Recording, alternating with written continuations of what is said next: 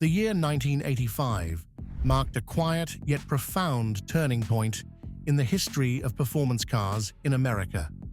For over a decade before that, starting in the early 1970s, engine power had been restrained by emissions regulations, fuel crises, and market shifts.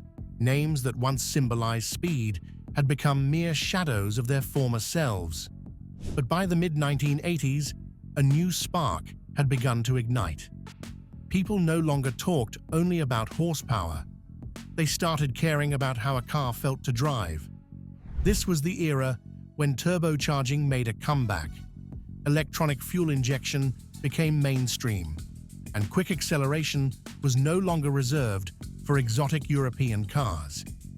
This video takes you back to 1985, a year when cars were not just fast, but knew how to make you smile every time you gripped the steering wheel. Let's dive into the 10 most outstanding performance cars that reignited America's passion for speed. Chevrolet Corvette C4. After years of being called all show, no go, the 1985 Corvette finally earned back the performance worthy of its legendary name. This was the first year the Corvette came with a 350 cubic inch V8 featuring tuned port injection. It produced 230 horsepower and 330 pound-feet of torque, a big leap over the previous year. With its relatively light weight, it could go from 0 to 60 miles per hour in 6.0 seconds and complete the quarter mile in 14.4 seconds.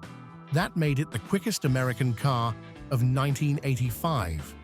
But the C4 Corvette wasn't just powerful, it was modern. Digital gauges, a driver-focused cockpit, independent suspension, advanced aerodynamics. Every detail was refined to deliver sharp handling, high-speed stability, and classic Corvette character. Its low, long stance, pop-up headlights, and racing flag emblem made it instantly recognizable.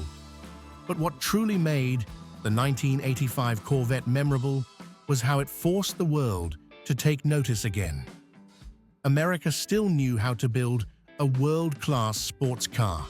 Ford Mustang GT.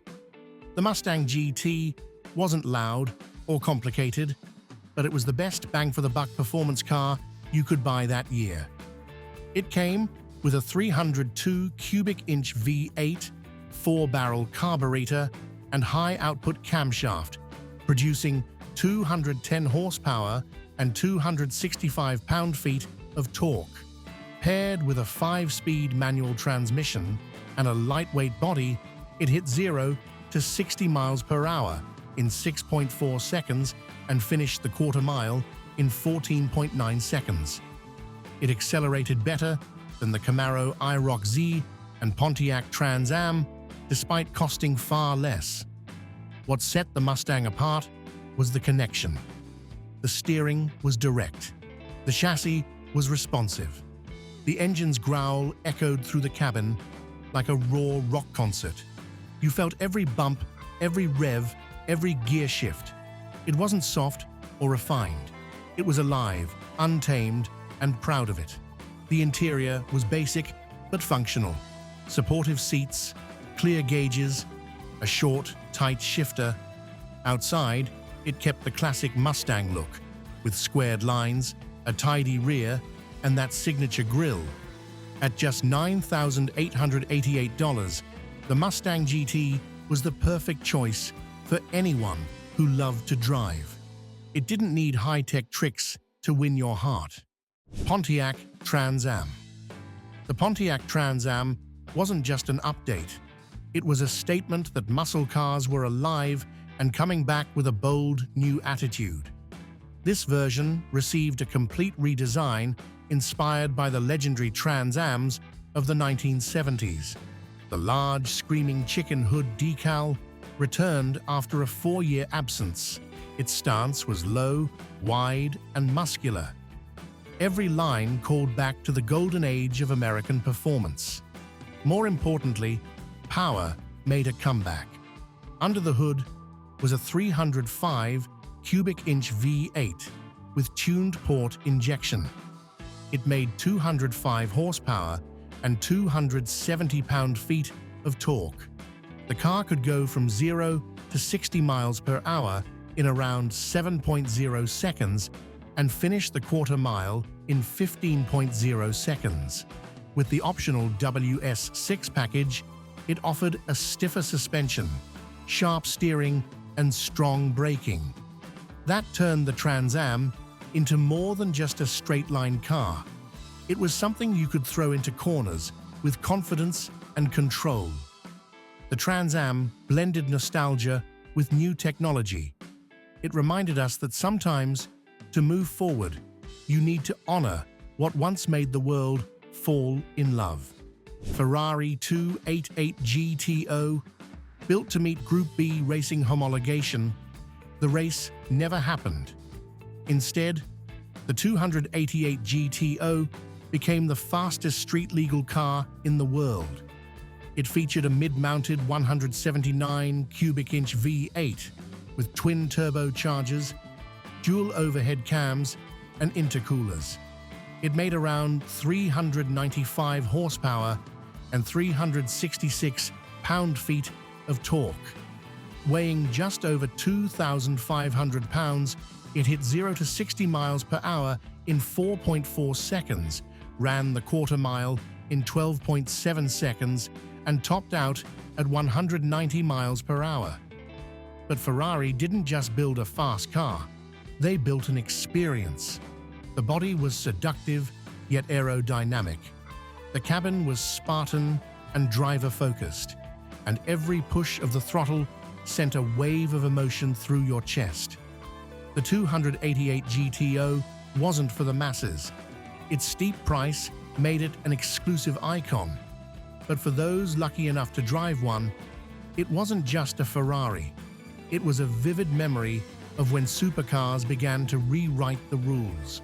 Lamborghini Countach LP 5000 QV.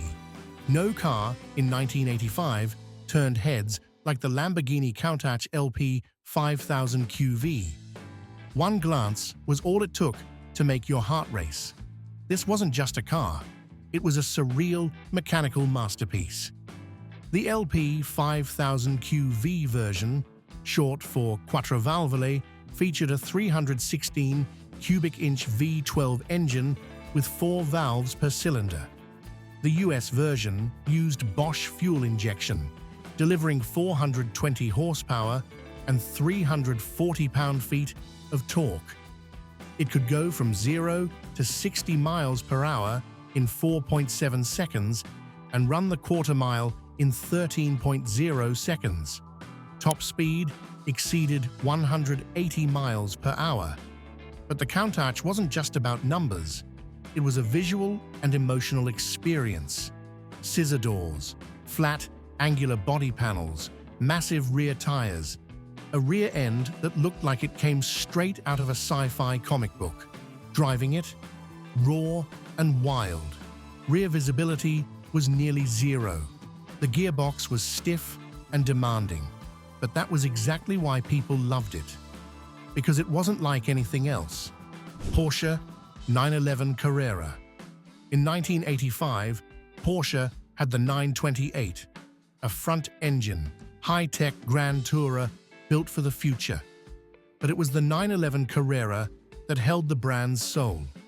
A rear-engine, rear-wheel drive coupe with unmistakable lines and a driving feel that demanded respect. Behind the rear axle sat a 193 cubic inch flat-six engine.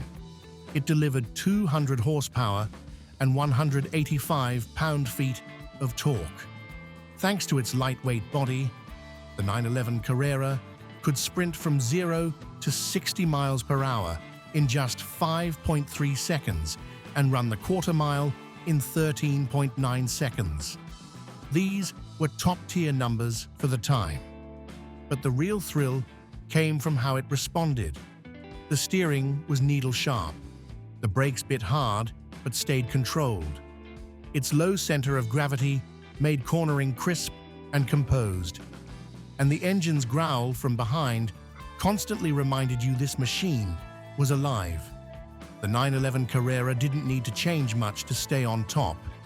Its design was familiar, but never outdated. A car that the more you drove, the more you loved. And the more you understood, the more you realized nothing else feels quite like it. Chevrolet Camaro Eroq Z. The Eroq Z wasn't just the top performance Camaro. It was a street-legal race car in spirit and form. The name came from the International Race of Champions, and this car carried that racing DNA. Under the hood was a 305 cubic inch V8 with tuned port injection. It produced 215 horsepower and 275 pound-feet of torque. Despite sharing the engine with the Trans Am, the Eroq Z had more power thanks to a freer-flowing intake system. It could go from 0 to 60 miles per hour in about 7.0 seconds and complete the quarter mile in 15.0 seconds. But what truly set it apart was the way it handled. The steering was razor-sharp. The chassis stayed flat in corners. The brakes gave you confidence at any speed. Looks mattered too. Monochrome paint, big wheels, a lowered stance, and bold Eroq Z graphics along the doors. This was the car everyone wanted in 1985. Buick Grand National. The 1980s had plenty of cars claiming high performance, but many were just talk. Then came the Buick Grand National, a jet black coupe. No shiny chrome, no wild spoilers. Just one look and you knew. The Grand National came with a 231 cubic inch V6 engine featuring a turbocharger and sequential fuel injection. It made 200 horsepower and 300 pound-feet of torque. It could go from 0 to 60 miles per hour in just 7.5 seconds. By the standards of the day, it was quicker than many V8-powered rivals. But numbers weren't what made it special. It was the feeling when you hit the gas. The turbo screamed. The car surged forward like it was being pulled by something you couldn't see. Every drive felt like a rush. Still, it was fully American. Rear-wheel drive, comfortable seats for 5, a big trunk for weekend luggage. But underneath its clean design was a bold idea. Power didn't have to come from a V8. Nissan 300ZX Turbo. Not every performance car needs to roar to earn respect. Some take a different route. Refined, calculated, and so effective, they make people turn their heads in silence.